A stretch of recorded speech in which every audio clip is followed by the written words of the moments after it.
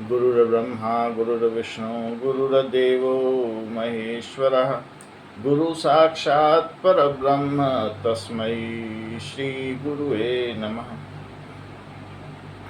अखंडमंडलाकारं व्याप्तं येन चराचरं तत्पदं दर्शितं येन तस्मै श्री गुरुवे नमः।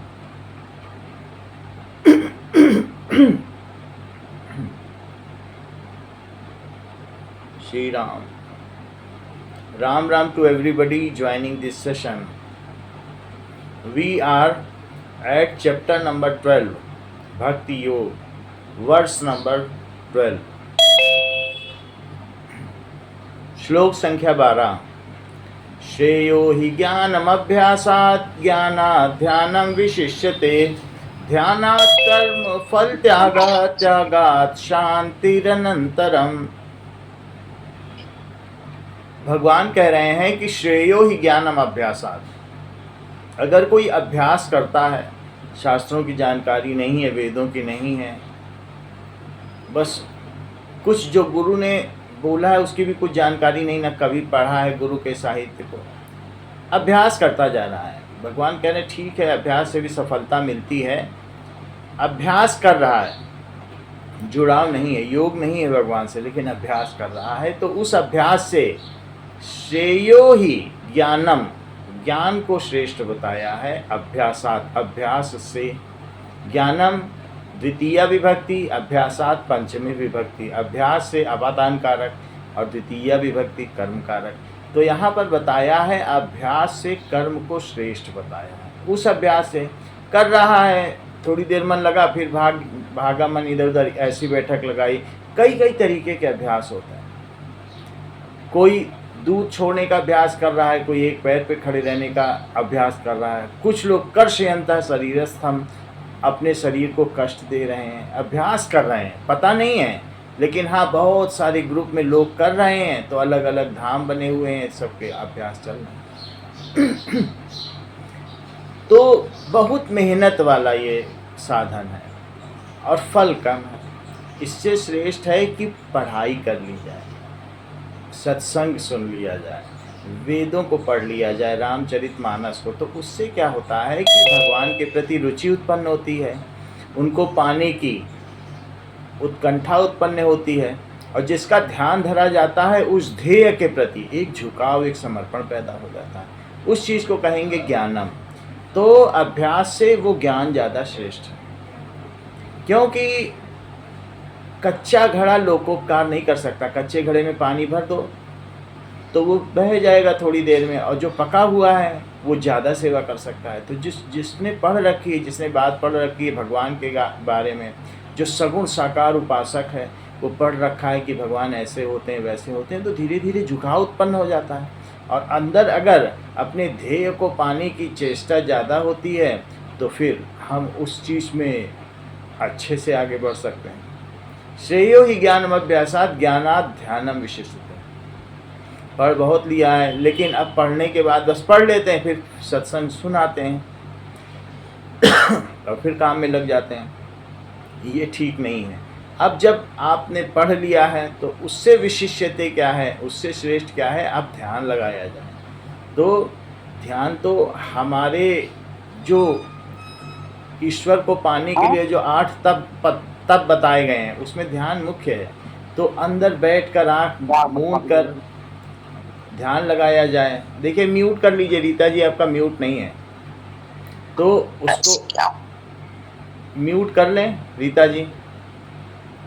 हाँ, तो उस ध्यान लगा लिया जाए।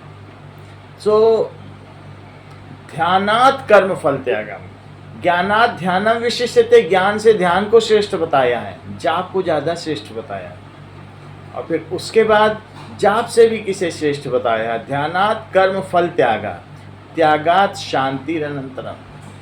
और ध्यान से ज़्यादा श्रेष्ठ बताया है कर्म फल के त्याग को।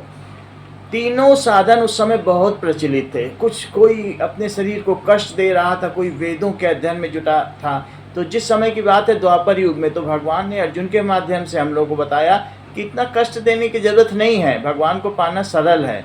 तो अभ्यास की इतनी ज़रूरत नहीं है, इतना वेदों को पढ़ने की ज़रूरत नहीं है, ज्ञान की भी ज़रूरत नहीं है। अब बहुत लोग तो जाकर जंगलों में आँख मूंद कर बैठे हुए थे, बोले उतने ध्यान की भी ज़रूरत नहीं है। आसान क्या है, सब चीज़ जो समाज में हमें रखा गया है, लोग अपने स्वधर्म से च्युत हो रहे थे, स्वधर्म से दूर हो रहे थे, और वो भगवान को पाने के लिए अपना नियत कर्म छोड़ रहे थे। निषिद्ध कर्म भी करने वाले थे, दुर्योधन जैसे निषिद्ध कर्म करने वाले थे, और जो आपका विहित कर्म है, जो करने लायक है, वो छोड़ रहे थे। अर्जुन स्वयं भी तो ऐसा कर रहा था। वो देखिए, कर्म फल त्याग की बात की है भगवान ने। जो चौथा है वो कर्म फल का त्याग। कर्म कर्म का त्याग नहीं है, कर्म संन्यास नहीं, कर्म फल संन्यास, कर्म फल का त्याग। तो पहला वाला है मन बुद्धि से भगवान का समर्पण। दूसरा बताया अभ्यास योग, भगवान के बारे में योग, भगवान से जुड़कर बार बार अभ्यास करना, समर्पण कर दिया बार बार।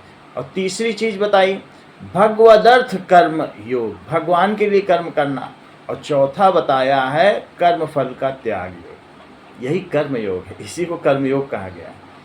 कर्म योग का मतलब है कर्म से जुड़े रहो, फल का त्याग कर दो, उसे कहते हैं कर्म योग।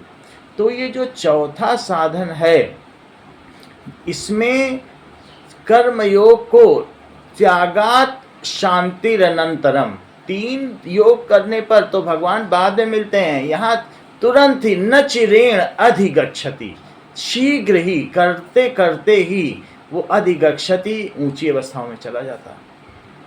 तो कर्म फल का त्याग यहाँ पर बताया गया है। कैसे कर्म के फल का हम त्याग कैसे करें? हम जहाँ पर हैं, जिस स्थिति में भगवान ने रखा है, पहले तो उस परिस्थिति को स्वीकार करें, और उस परिस्थिति को स्वीकार करने के बाद हमको आसक्ति नहीं रखनी है, ममता नहीं रखनी है। तो आसक्ति और ममता न रखते हुए, आसक्ति किस में नहीं रखनी है? जो हमारे पास सामग्री है उस पर आसक्ति न रखें। हम बहुत कुछ दूसरों के लिए कर रहे हैं, परिवार में रहकर भी हम बहुत कुछ करते हैं, बेटे बेटियों के लिए बहुत कुछ करते हैं, तो उनसे हमको आशा नहीं रखनी, आसक्ति पदार्थ में नहीं रखनी, ममता बंधु बांधवों में नहीं रखनी है। तो ऐसे में जो कर्मयोगी होता है, जो कर्म फल का त्याग करता है, वो ये सोचता है कि ये सब कुछ हमें भगवान, ये संसार से मिला है। तो संसार से जब हमें चीज़ें मिली हैं, शरीर संसार से मिला है, आत्मा पर उसका आधान किया गया है, फिर शरीर हमको मिला है, ये संसार की ही देन है। तो ये जो जितना भी प्रकृति की देन है, जो जड़ पदार्थ है, उसको उसी में लगा देना चाहिए। तो वो आत्मा को अलग रखता है परा प्रकृति को, और अपरा प्रकृति को अलग रखता है, कहता है यहाँ से मिला और यहीं को दे दो। तो वो कर्म करता है, लेकिन उस कर्म से किसी फल की आशा नहीं करता। भगवान ने उसको यहाँ रखा है, नियुक्त किया है संसार में, तो वो अपने विकास के लिए फल कर्म करेगा। लेकिन वो जानता है कि जब कर्म ही स्थायी नहीं है तो इसके फल कैसे स्थायी होंगे? वो फल भी थोड़े दिन में चला जाएगा। ये आने जाने वाले और अनित्य हैं, आगम अपाइनो अनित्य हैं। तो इस प्रकार से वो व्यक्ति पदार्थों में कि चलना सिखाया हमने तुमको संभल संभल के, और मिलते हो आज हमसे तुम करवट बदल बदल के, वो याद नहीं करता, रखता नहीं है कि हमने इनको 1 गिलास पानी दिया तो डायरी में नोट कर दिया, देखो हमने पानी दिया था, देखो ये क्या करते हैं। ऐसा नहीं करता। पानी पर की लकीर, जैसे पानी पर लकीर खींचा और भूल गया, संत ऐसे करते हैं। तो वैसे ही वो कर्म करता जाता है, अपने विकास के लिए करता जाता है, यहाँ तक कि वो उसके फल की चिंता नहीं करता। ये ज़्यादा श्रेष्ठ है। कैसे श्रेष्ठ है? अगर न्यूटन ने ये सोचा होता कि वो इतने एक्सपेरिमेंट कर रहे हैं और कहीं उनको यूनिवर्सिटी में प्रोफेसरी मिल जाएगी, उनके बच्चे पल जाएंगे, बीवी को खाना पीना मिल जाएगा, अच्छे रहने का साधन हो जाएगा, तो न्यूटन न बन पाते। वो करते चले गए। उनमें उत्कंठा थी कर्म को करने की, इतनी ज़्यादा उत्कंठा थी कि उनकी टिफ़िन रखी होती थी, तो टिफ़िन वो इतना उस कर्म में युक्त हो जाते थे कि टिफ़िन छोड़कर मेढक खा लिए थे और टिफ़िन रखा रह गया।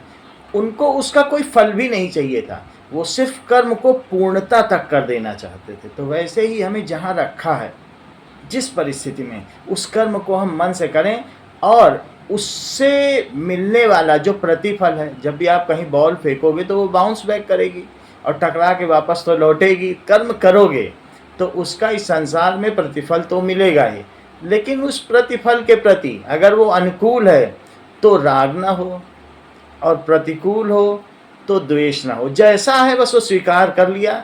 इसको कर्म फल का त्याग कहते हैं। अस्वीकार भी नहीं करना है। कर्म करते गए और कहीं आप कह दो हम तो तुम्हारे लिए कर्म कर रहे हैं, हमें पारिश्रमिक नहीं चाहिए, ऐसा नहीं करना है। जो मिल जा रहा है ले लिया और उससे गृहस्थी का निर्वहन हो रहा है। इसको कहते हैं कर्म फल त्याग। ये कब हो सकता है? इसको करने के लिए कई चीज़ें हैं। इसके लिए पहली बात तो है कि हमको आसक्ति नहीं होनी चाहिए जो हमारे चारों तरफ पदार्थ हैं, और किसी के प्रति ममता भी नहीं होनी चाहिए जो हमारे अपने हैं। क्योंकि अगर हम ममता रखेंगे, और ना ही कामना भी नहीं होनी चाहिए, कामना फल की ना हो, ममता उसके प्रति ना हो जिसके लिए हम कर्म कर रहे हैं, और आसक्ति पदार्थों की ना हो। तो जब ये तीनों ही चीज़ें नहीं होंगी, और अभिमान तो उस व्यक्ति को होता ही नहीं है क्योंकि वो कर्म योगी है, वो जानता है कि संसार की शक्ति से, जैसे बल्ब को ये अभिमान हो जाए कि भाई हम ही घर को प्रकाशित करते हैं और हो रहा है बिजली से, और बल्ब सोचे हम करते हैं, तो बल्ब तो नहीं करता।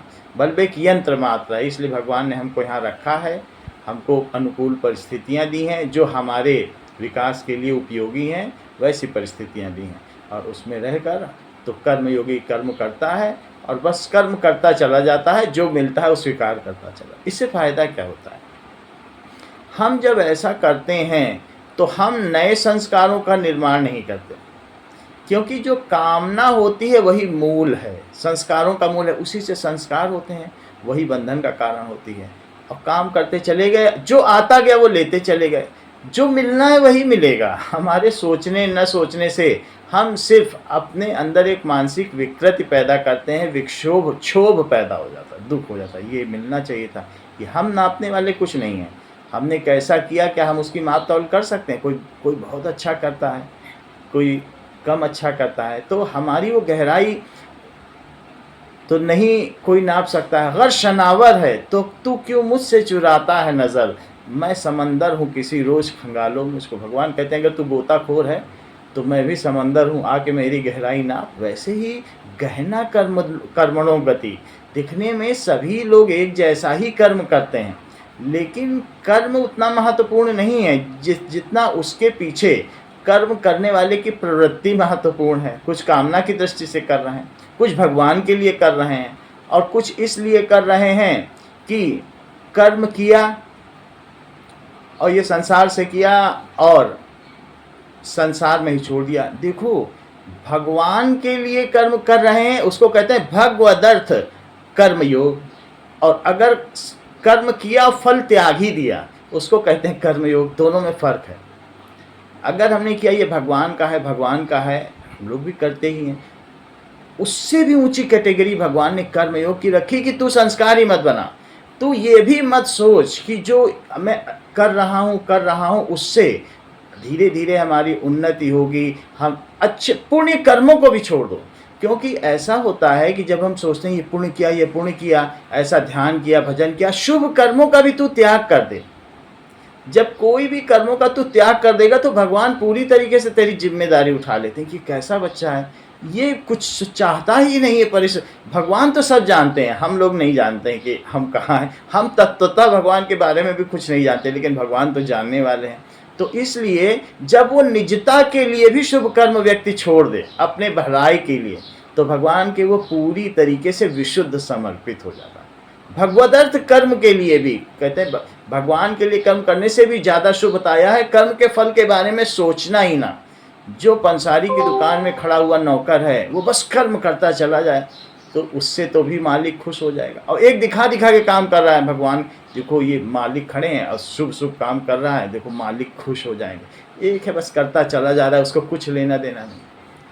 पिता के 4 बच्चे थे, तो उसमें आर्तो जिज्ञासु अर्थार्थी ज्ञानी च बढ़ता सभा। एक बच्चा ऐसा था जो ज्ञानी भक्त था, वो घूमता फिरता रहता था। पिता 4 आम लाए, तो कोई जिज्ञासु है पास आके देखना चाहता है आम कैसा है दिखा दो। कोई रो रहा है आम के लिए, अर्थ है, कुछ अर्थार्थी है कि मिल जाए आम। और एक ज्ञानी है, उसको मतलब ही नहीं, वो कर्म करता चला जाए। तो पिता सबसे पहले जाके पहला आम उसी को देता है, ये न छूट जाए, नहीं तो अर्थ और इन सबको दे दें वो छूट जाए। तो हमें कर्म कैसा करना है, अगर हम फल के बारे में नहीं सोचेंगे, कामना के बारे में, फल की कामना ही नहीं करेंगे, यद्यपि फल तो आएगा, तो ऐसे संस्कार का निर्माण नहीं होगा और हम अगर दुनिया के तंतुओं से छूटते चले जाएंगे, ये हमारा बनाया हुआ संबंध है, ये स्वतः सिद्ध संबंध और स्थायी संबंध नहीं है, ये प्राकृतिक संबंध नहीं है, हमने माना है। और जब हम इस संसार से, जब शरीर इस संसार से संबंध मान लेता है, तो वो आत्मा बहिर्गामी हो जाती है और ऐसे में दो ही तरफ जाया जा सकता है, या अंदर की गति हो सकती है या बाहर की। तो जब बाहर का संबंध हम छोड़ देंगे, हम अपनी कामना से इसका संबंध छोड़ देंगे, संस्कार, पुराने संस्कार धीरे धीरे मिटते चले जाएंगे, वो कर्म के माध्यम से। कर्म तो एक ऐसा चाकू है जिससे संस्कार काटे जा सकते हैं। तो ऐसी चीज़ हो जाए, और ख़ुद को भी चाकू से चाहे खुद को मार लो, चाहे बंधन काट लो, तो इस तरीके से वो कर्म गलत तरीके से किया जाए तो संस्कार बन जाएगा और हम आगे बंधन में बनते चले जाएंगे। तो यहाँ बात कही गई कि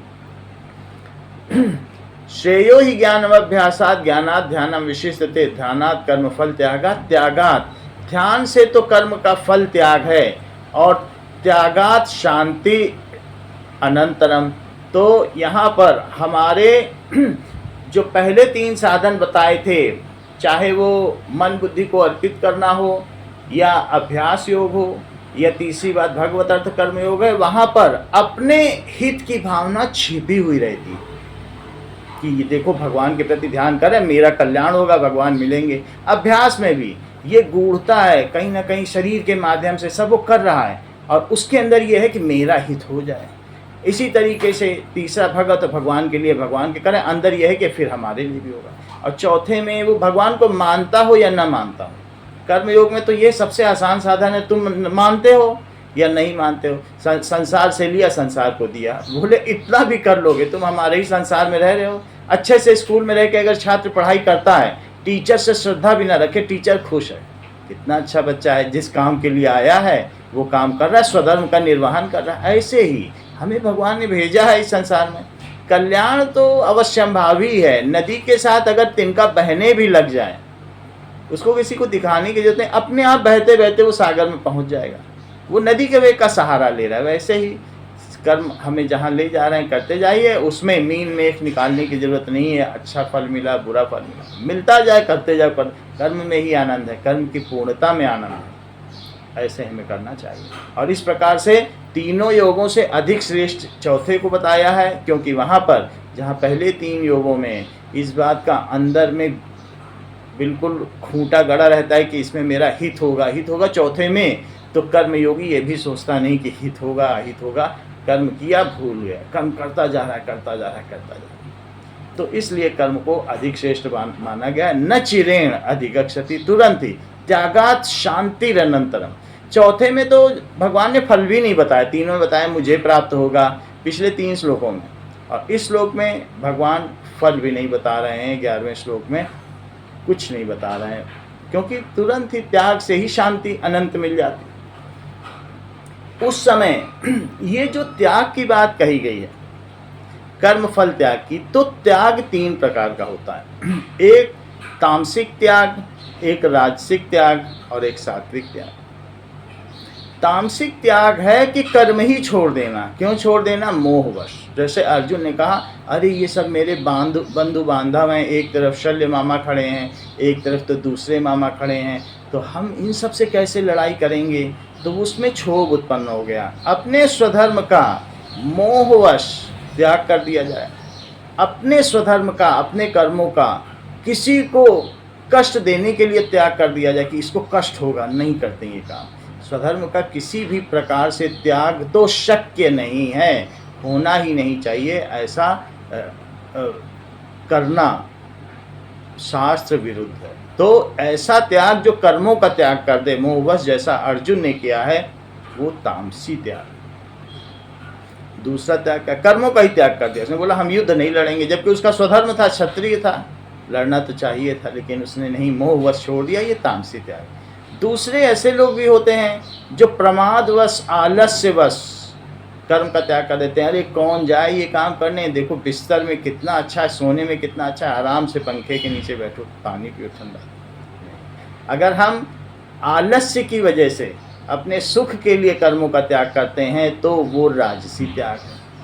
और सात्विक त्याग क्या है कि कर्म पूरे मन से किया जाए, मनोयोग से किया जाए। शरीर लग रहा है, वहाँ इंद्रियां भी वहीं उपस्थित हो जहाँ कर्म हो रहा है, मन भी वहीं उपस्थित हो, शरीर भी, बुद्धि भी वहीं लगे, कर्म में निखार आ जाता है, कर्म अपनी पूर्णता के साथ हो। और फिर भी सब कुछ लगा दिया और फल भी नहीं चाह रहे हैं, बताओ इससे बड़ी बात क्या है। पुरस्कार भी हमको नहीं चाहिए, पूरा सब कुछ लगा दिया, भगवान ने जो हमको दिया था, जहाँ रखा था, ये तो बहुत बड़ी सेवा है। भगवान ने हमको रखा है, पढ़ाई के लिए रखा है, पूरे मन से पढ़ाई कर ली बच्चे ने, रिजल्ट भी नहीं सोच रहा है क्या होगा। बताओ जिसने पूरे मन से पढ़ाई की तो वो कितना तेज विद्यार्थी होगा। रिजल्ट तो न्यूटन के पास लोग आए, लो भाई मेरी यूनिवर्सिटी की डिग्री ले लो, हमारे, वो दौड़ रहे हैं उनके पीछे। न्यूटन को तो किसी के परवाह नहीं, वो कर्म किए जा रहे हैं। अब यूनिवर्सिटी के कुलाधिपति उनके पीछे दौड़ रहे हैं, मेरी डिग्री ले लो, और वो फिर भी उनको मतलब नहीं, जो मिलना है वो मिल जाएगा। कर्म अपनी पूर्णता के साथ, यही चीज़ हम जहाँ भी रखे हैं, हम अपने अपने क्षेत्र के सभी न्यूटन हैं, गृहिणियाँ अपने किचन की न्यूटन है, हर लोग अपने अपने, तो जहाँ पर भी हम हैं वो कर्म बाहरी दृष्टि से बड़ा या छोटा नहीं होता, कर्म के पीछे का उद्देश्य ही बड़ा या छोटा होता है। तो हम कर्म जो कर रहे हैं, झाड़ू भी लगा रहे हैं धाम में या घर में या कहीं पर भी, तो उसके पीछे हमारा उद्देश्य क्या है। बाहरी दृष्टि से नहीं कि वो मोची का काम कर रहा है और वो डॉक्टर का काम कर रहा है, दोनों ही चमड़े सिल रहे हैं। बाहरी दृष्टि से कुछ भी महत्वपूर्ण नहीं है, हमारा उद्देश्य अधिक महत्वपूर्ण होता है। तो सात्विक कर्म का क्या मतलब है? सात्विक कर्म वो कर्म होता है जिसमें हम कर्म का त्याग नहीं करते, कर्म को मन, बुद्धि, इंद्रियों और शरीर चारों को लगाते हुए जहाँ हमको रखा है, ये भी नहीं कि हमको कैसी परिस्थिति दे दी, दूसरे को कैसी दे दी, वो तुलना भी नहीं करता।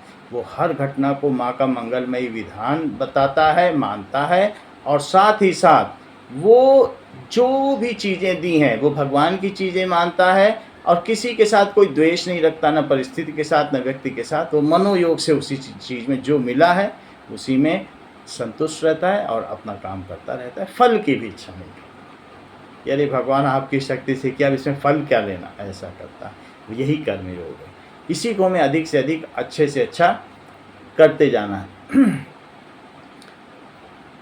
तो यहाँ पर बताया है कि कर्म फल का त्याग, ये बहुत महत्वपूर्ण है, क्योंकि इस त्याग से हमारी जड़ता मिटती है, संसार के प्रति लगाव दूर होता है, संस्कारों का निर्माण नहीं होता, और फिर जब बाहर से हमारा छुटान हो जाता है तो अंदर जो हमारा स्थायी संबंध है वो अपने आप, जो स्वतः सिद्ध संबंध है वो हमें प्राप्त हो जाता है। इसलिए गीता में कई जगह कर्मयोगो विशिष्यते, कर्मयोग गीता, यहाँ तक कि जो पहली लाइन किसी से बुलवाई भी जाती है तो कहते हैं गीता कर्मयोग है।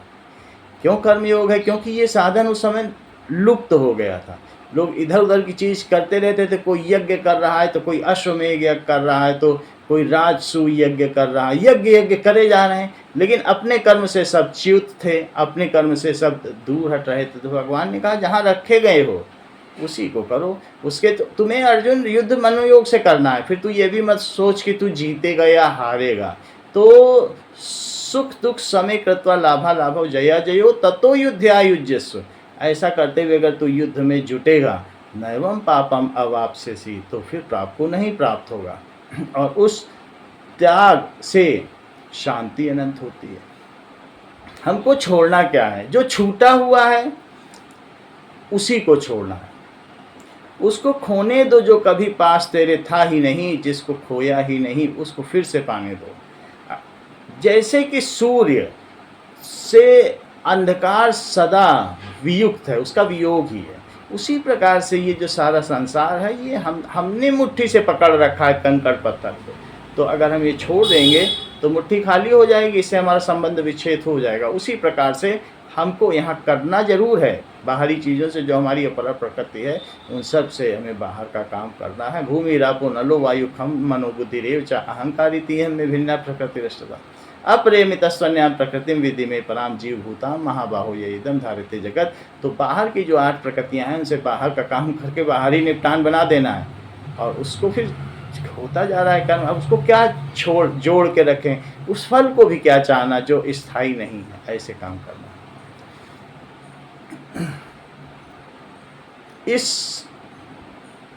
इससे हमको शांति मिलती चली जाती है।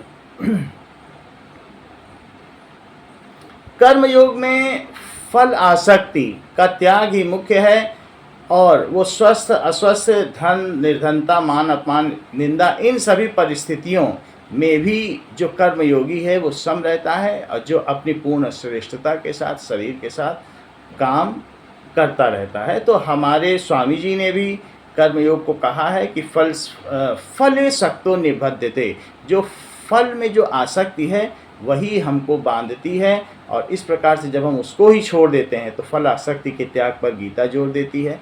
स्वामी जी भी कहते हैं तो हमें वैसे ही करना है। स्वामी जी ने ये बात कही है कि फल के प्रति आसक्ति नहीं करनी चाहिए, और यह हमारी साधना और व्यवहार। साधना ऐसी है कि कर्म करते जाएं, ध्यान करते जाएं, तो 2 समय का ध्यान है, और इसके अलावा हमारा व्यवहार सबके प्रति अद्वेष्टा सर्वभूताना, जो भक्तस्य लक्षणम है, सारे लोगों के प्रति हमारा अद्वेष्टपूर्ण, किसी से द्वेष नहीं रखना, ऐसा करते हुए व्यवहार करते चले जाना है। यही हमारी साधना है।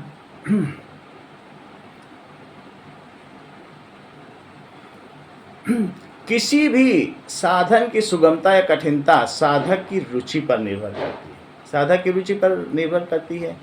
जैसे कि भूख सबको एक जैसी लगती है, जैसी अंबानी, अडानी, बड़े बड़े बिल गेट्स और बड़े बड़े जो भी उद्योगपति हैं, राजे महाराजे, उनको भी वैसी ही भूख लगती है जैसे गरीब को लगती है, और तृप्ति भी सबको एक जैसी होती, खाना पाने के बाद। तो खाना खा लिया सबने, राजा ने बहुत अच्छा खाया और गरीब ने रोटी नमक खा लिया, लेकिन जब तृप्ति होगी वो भी एक जैसी होगी। भूख भी सबको एक जैसी लगी, तृप्ति भी एक जैसी, लेकिन कोई इस रास्ते से तृप्ति को प्राप्त करता है, कोई इडली डोसा के रास्ते से कर रहा है, कोई पूड़ी भाजी के रास्ते से कर रहा है, और कोई नमक रोटी के रास्ते से कर रहा है। सबके अलग अलग हैं, रास्ते अलग अलग हैं। उसी प्रकार से सभी लोगों में जो भूख है, जो आत्मा की भूख है अतृप्ति की, हमें परमात्मा से मिलना है, वो एक जैसी है। अब उसके लिए सब चेष्टा कर रहे हैं। कोई अभ्यास योग से चेष्टा कर रहा है, कोई ध्यान योग से कर रहा है, कोई भगवदर्थ कर्म योग से कर रहा है, और चौथा कर्म फल त्याग योग से कर रहा है। लेकिन इन चारों साधनों में भगवान ने कहा तो है यहाँ पर कि ये बहुत अच्छा साधन है, सबसे सरल है और सुगम है, आसान है, लेकिन फिर भी साधक को जो जिस मार्ग से चल रहा है, जिस गुरु ने उसे जो मार्ग बताया है, उसमें अगर उसकी रुचि है, अगर किसी को इडली डोसा में रुचि है और तुम उसको चाउमीन खिला दो तो उसको बिल्कुल भी अच्छा नहीं लगेगा। उसे इडली डोसा खिलाओ और चाउमीन वाले को चाउमीन खिलाओ, वो उसमें संतुष्ट है। तो रेस्टोरेंट में जिसको जिस मन का अगर ऑर्डर उलट पुलट कर दिए जाए तो सभी दुखी हो जाए, और ऑर्डर सुलट कर दिए जाए तो सभी सुखी हो जाए। तो इसलिए हमारे अंदर जो गुणों की मात्रा है, किसी में सतोगुण अधिक है, किसी में रजोगुण है, किसी में तमोगुण, तो जिसका जो ऑर्डर है उसको वही सर्व किया जाए। जो अभ्यास योग से करना चाहता है, बहुत परिश्रमी है, परिश्रम करना चाहिए, उसको अभ्यास योग, उसमें रुचि रहेगी, उस रुचि के माध्यम से, रुचि ज़्यादा महत्वपूर्ण है, तो भगवान को रुचि खींचती है, संकल्प खींचता है, भगवत संकल्प, और फिर उसी माध्यम से वो पा जाएगा। क्योंकि पूर्णता तो सब में एक जैसी है। कोई जिस भी योग से जा रहा है 18 योग में से, अगर उस मार्ग में उसकी रुचि है, उसके गुण उसमें फबते हैं, उसको उसी मार्ग से जाना चाहिए, और उस मार्ग से चलते हुए वो पूर्णता को प्राप्त कर लेगा। तो यहाँ पर रुचि ज़्यादा महत्वपूर्ण है। कहने में तो ये बात सभी ठीक है कि सरल मार्ग है, इसको अपना लो, लेकिन सभी मार्ग अपने आप में उत्तम है, क्योंकि सभी मार्ग हमको भगवान तक पहुँचाने वाले होते हैं। तो यहाँ पर सभी 4 साधन बताए गए। समर्पण योग बताया गया, जिसमें मन बुद्धि का समर्पण। अभ्यास योग बताया गया, जिसमें बार बार अभ्यास, जैसे चींटी चढ़ती है, फिर गिरती है, फिर चढ़ती है, तो इसी प्रकार से अभ्यास योग बताया गया। तीसरा बताया है भगवान के लिए सभी कर्मों का अनुष्ठान, और चौथा बताया गया है कर्म फल त्याग योग, और जिसमें रुचि हो वैसा मानना चाहिए। कर्म फल त्यागी को भी दूसरे साधनों को निम्न नहीं मानना चाहिए, क्योंकि सब अपने अपने हिसाब से भगवान के ही मार्ग पर चल रहे हैं। तो रुचि अपने टेबल पर आए हुए खाने को श्रेष्ठ और दूसरे के टेबल पर आए हुए खाने को छोटा नहीं मानना चाहिए। यहाँ रुचि महत्वपूर्ण है। संतुष्टि सबको, भगवान की प्राप्ति एक जैसी होगी, लगन उसी में लगेगी जिसमें किसी की रुचि है। तो इस सबसे बड़ी चीज़ है हमारी उसके प्रति प्रवृत्ति क्या है जिस हम साधन को मानते हैं। भगवान की प्राप्ति में संसार से वैराग्य और भगवत प्राप्ति की उत्कंठा दो चीज़ें प्रमुख हैं। पहले 3 साधनों में भगवत प्राप्ति की उत्कंठा प्रमुख है, और जबकि चौथे साधन में संसार से वैराग्य प्रमुख है। संसार के लिए ही वो काम कर रहा है, लेकिन उसको उससे कुछ चाहिए नहीं, कर रहा है सब कुछ पूरे मनोयोग से, फिर भी संसार से कुछ नहीं चाहिए, क्योंकि संसार का संसार को दे, उसका कुछ उद्देश्य, भगवत प्राप्ति भी उद्देश्य नहीं है।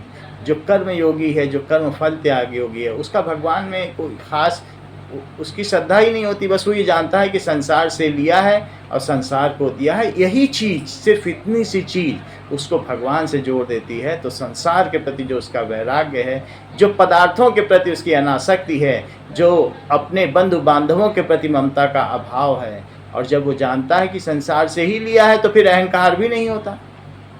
तो इस तरीके से इन सभी चीज़ों, कामना का अभाव, अहंकार का अभाव, अनासक्ति और ममता का अभाव, ये कर्म योगी को अन्य साधकों से ज़्यादा विशिष्ट बनाती हैं। तो संसार से संबंध विच्छेद करने के लिए कर्मयोगी को अच्छा बताया गया है। इस प्रकार से ऐसे योगी को, ऐसे साधक को ईश्वर की प्राप्ति शीघ्र हो जाती है। त्यागात शांतिरनंतरम। अब चाहे किसी के टेबल पर कोई भी मेनू आया हो, कोई भी खाना आया हो,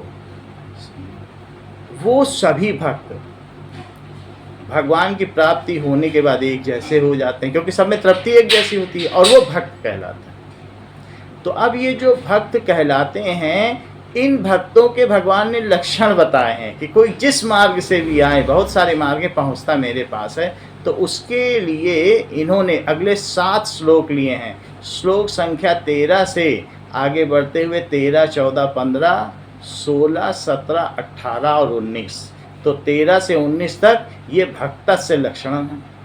इन 7 श्लोकों में भगवान ने भक्त के 39 लक्षण बताए हैं कि जो मेरा भक्त हो जाता है, तो भक्त हो जाने के बाद वो दिखता कैसा है, उसमें क्या क्या गुण होते हैं, क्या क्या लक्षण होते हैं। गुणातीत तो हो ही जाएगा, गुण तो उसमें क्या होंगे, गुणातीत हो जाता है। तो उसमें लक्षण क्या है, कैसे सिम्टम्स हैं, सिंड्रोम्स क्या है, कैसे दिखता है, तो उसके बारे में भगवान ने बताया है। तो भगवान भक्तस्य लक्षणम बताते हैं इसके आगे। अद्वेष्टा सर्वभूतानां मैत्रः करुणेव च निर्ममो निरहंकारी सम दुख सुख क्षमी। 6 करके बताए हैं। 7 श्लोक हैं, तो पहले 6 करके लक्षण बताए हैं, और 7वें श्लोक में फिर ऐसे करके आगे चल के फिर 5वें श्लोक में 5 और फिर 6, इसलिए 39 हो गए। अब जरा देखें, अद्वेष्टा सर्वभूतानां, श्लोक संख्या 13, भक्तस्य लक्षण। अद्वेष्टा सर्वभूतानां, सभी भूत प्राणियों में द्वेष का अभाव रखता है। तो हेतु रहित, जनहित उपकारी, सबके लिए, अपने लिए कोई उसका हेतु नहीं है, कुछ अपने लिए उद्देश्य नहीं है, और दूसरे के लिए उपकारी है, और अद्वेष्टा, किसी से द्वेष नहीं रखता।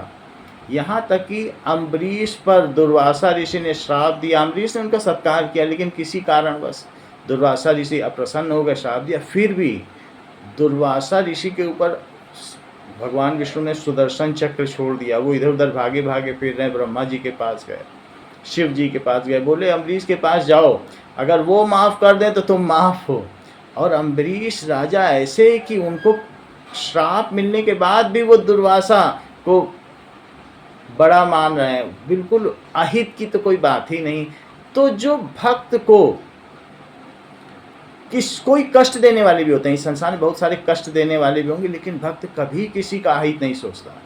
वो सोचता है जितने लोग नियोजित हैं, जितने लगाए हुए हैं, वो सब भगवान के द्वारा लगाए गए हैं, वो मेरे परिचारक हैं, मेरी सेवा के लिए भगवान इतना ख्याल कर रहे हैं। कुछ भी गलत नहीं सोचता, न अपने हित करने वालों के प्रति गलत सोचता है, अपना भला करने वाले, न अहित करने वालों के प्रति भी वो गलत सोचता है। निज प्रभुमय देखें जगत, कहीं सन करें विरोध। वो तो सब प्रभुमय ही देखता है और किसी के साथ विरोध भी नहीं करता।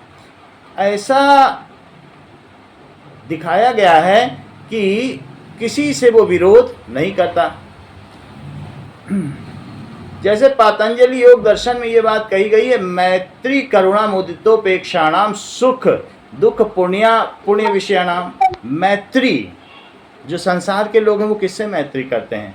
सुखियों के प्रति। जो सुखी लोग हैं, हमसे ज़्यादा सुखी हैं, उनसे मित्रता करना चाहते हैं सभी लोग। हमसे ज़्यादा सुखी, मित्रता कर लो। मैत्री करुणा, जो दुखी हैं उनसे, उनके प्रति करुणा, ये पतंजलि योग दर्शन बता रहा है। अब पुण्य लोग हैं उनके प्रति मुदिता, बहुत संत हैं, खुशी हो रही है। मैत्री, अपने से संपन्न के प्रति मैत्री, दुखियों के प्रति करुणा, संतों के प्रति मुदिता, और जो तामसी हैं उनके प्रति उपेक्षा।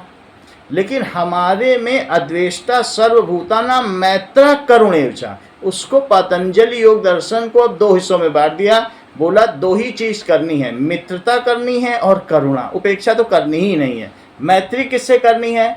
भक्तों के साथ और संपन्नों के साथ मैत्री। और करुणा किस पे करनी है? जो हमारा अहित चाहते हैं और जो दुखी हैं। उपेक्षा का हमारे यहाँ कोई भाव नहीं, भक्त में यही होता है।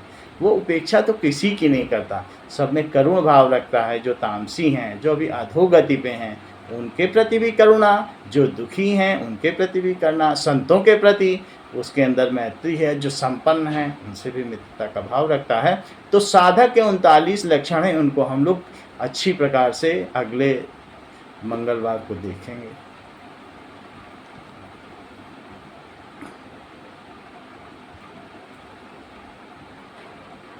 श्री राम। भजन करूं? हाँ, भजन कौन बोलेगा मौसी जी? मैं बोलती। हाँ, श्री राम। बोले। कैसो खेल रचो मेरे दाता, जित देखो उत तू ही तू। कैसी भूल जगत में डारी, साबित करनी करियो तू। नर नारी में एक ही कहिए, दो ये जगत में दर्शे तू। बालक होए रोवन ने लाग्यो, माता बन पुचकारो तू। कीड़ी में छोटो बन बैठ्यो, हाथी में ही मोटो तू। होए मगन मस्ती में डोले, महावत बन बैठ्यो तू। राजघरा राजा बन बैठ्यो, भिखारिया में मंगतो तू। होए झगड़ालू झगड़ा लाग्यो, फौजदार फौजों में तू। देवल में देवता बन बैठ्यो, पूजा में पुजारी तू। चोरी करे जब बाजे चोटो, खोज करन में खोजी तू। राम ही करता राम ही भरता, सारो खेल रचायो तू। कहत कबीर सुनो भाई साधु, उलट खोज कर पायो तू। कैसो खेल रच्यो मेरे दाता, जित देखो उत तू ही तू। कैसी भूल जगत में डारी, साबित करनी करियो तू। श्री राम।